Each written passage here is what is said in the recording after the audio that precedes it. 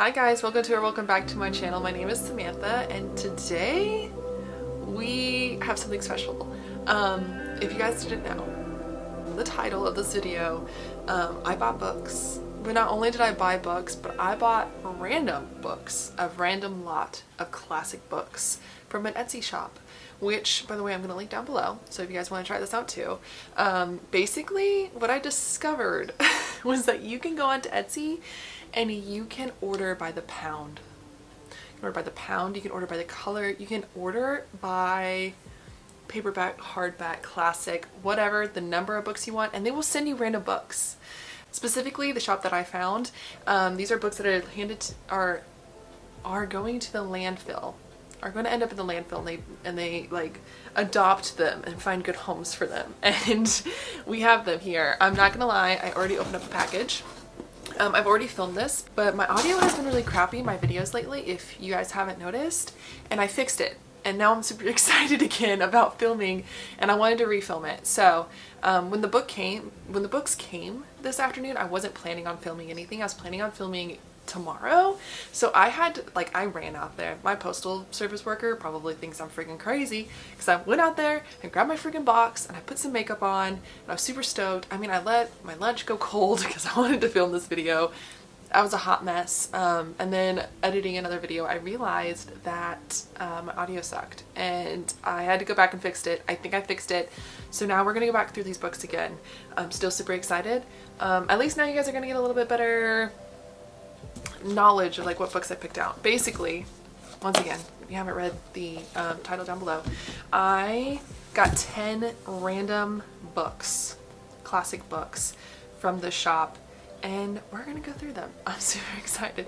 Maybe I'll put a clip in here of me like actually opening it up so you can see the full excitement on my face. The first book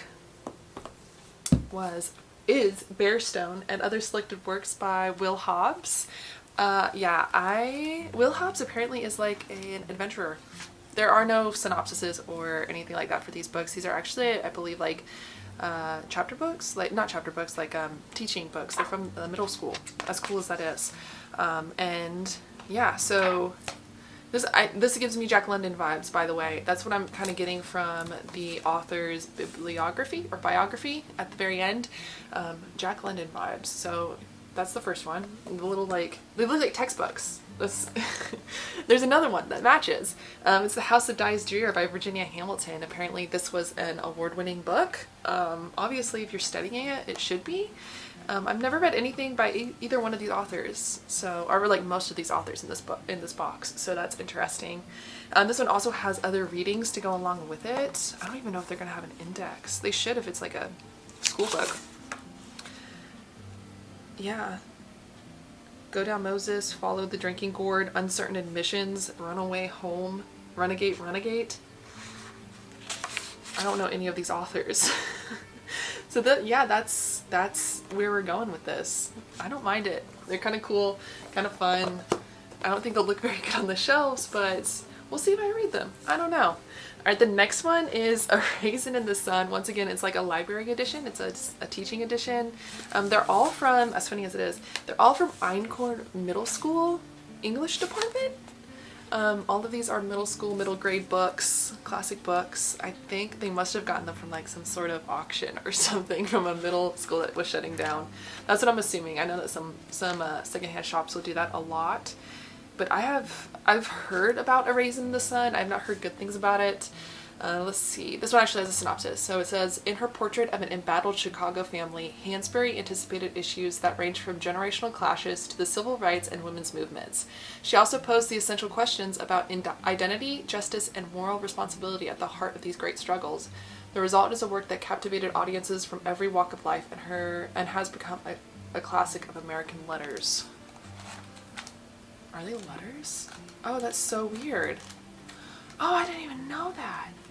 This is a play? It was written like a script. Oh, the things that we learn. I had no idea. If you've read this, tell me, because I know that people read this like in school. No doubt. They read this in school. The next book, which was actually Anne Frank, The Diary of a Young Girl. Yes, I have read this before. I didn't realize that I don't own a copy.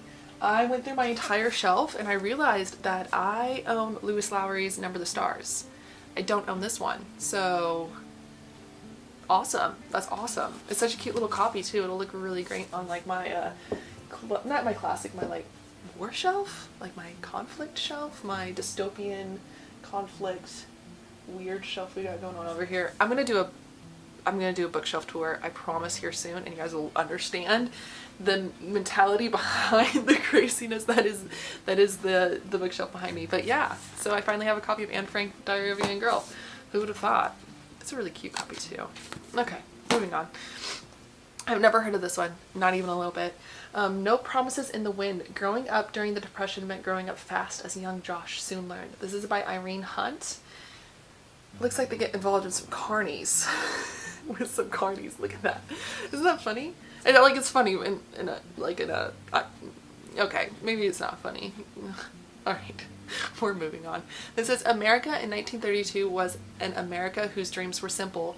A job, food to fill you, a place to sleep, and shoes without holes. For millions of people, these simple needs were nothing more than dreams.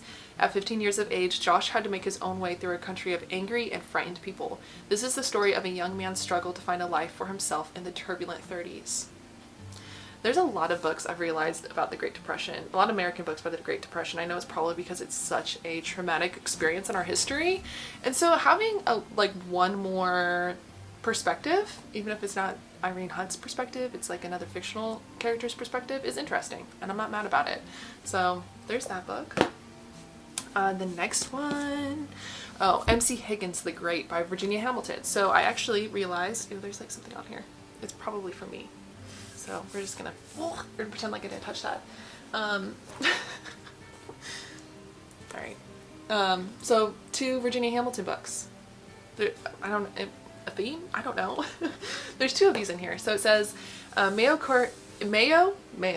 Cornelius Higgins, sitting on his gleaming 40-foot steel pole towering over his home on Sarah's Mountain.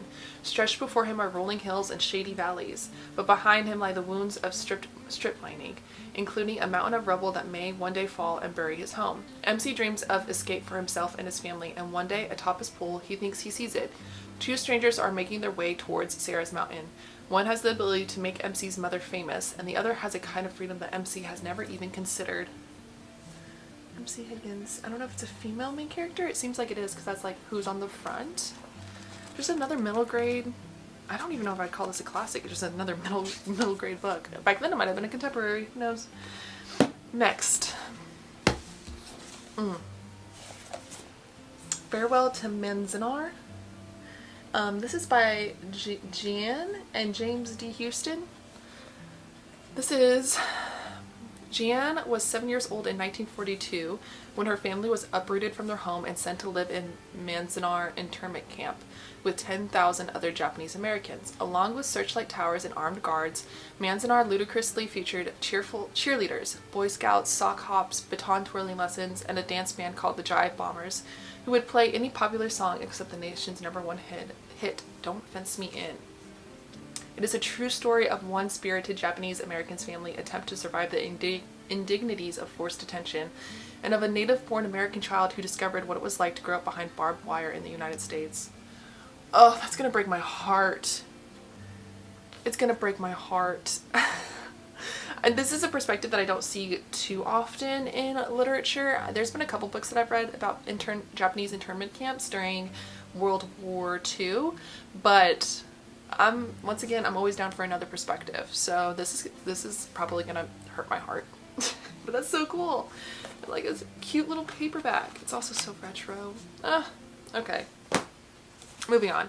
The next one. We're gonna go with this one. This is King Arthur and His Knights of the Round Table. It looks so 80s retro. Like, I'm waiting for like a theme song to play and some like man in a tiger loincloth to pull that sword out of there. Alright, the immortal legend of King Arthur, full of great deeds and high enchantments. This classic version of Arthurian tale gives a new insight to the golden age of Logres. I don't know how to say that. From the birth of Arthur and the storm From the birth of Arthur and the Sword in the Stone to the quest for the Holy Grail and the last battle at Camlin, the clash between good and evil is rich in mystery and excitement. So this is also another middle grade I noticed. Obviously, it's from the same middle school, so it must be a middle grade kind of retelling, which is great because I actually do own Sir Gwyn and the Green Knights, and I also have another Arthurian tale from the Penguin Classics, and they're not the easiest to read.